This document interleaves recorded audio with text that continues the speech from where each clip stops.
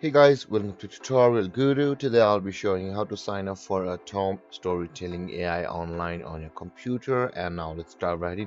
Now to register an account on the Tome Storytelling AI, first open up your preferred browser as I have already opened the Google Chrome. And on the search bar, click over there and type in the address tome.app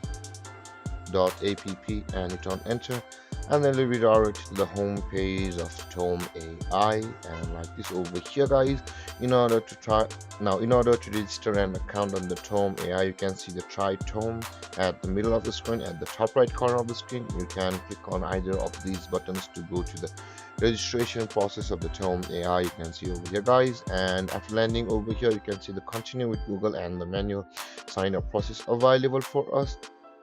If you click on this button where it says the continue with Google login page to your Google account will open, and if you sign into your Google account over there, you will have registered an account under Tome Storytelling AI and with your Google account, and you can use that Google email address to log into or use your Tome AI on the future. And with that being said guys, we will be going through a manual registration of the Tome AI. So let's enter our email address over here with which we will be signing into our Tome AI account later on.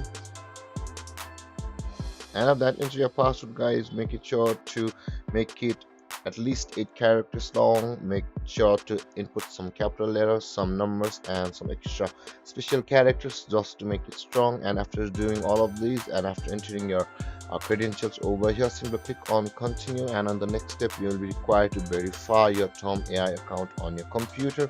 And after you have verified yourself on this email which you just entered over here, you will be able to use your Tome AI account online with ease. And with that being said guys, this is how you create your Tome AI account online on your computer. And if you have any confusions or questions regarding the topic, feel free to comment in the comment section below, and don't forget to like, subscribe, and hit that bell icon for more videos. Thanks for watching guys. Peace.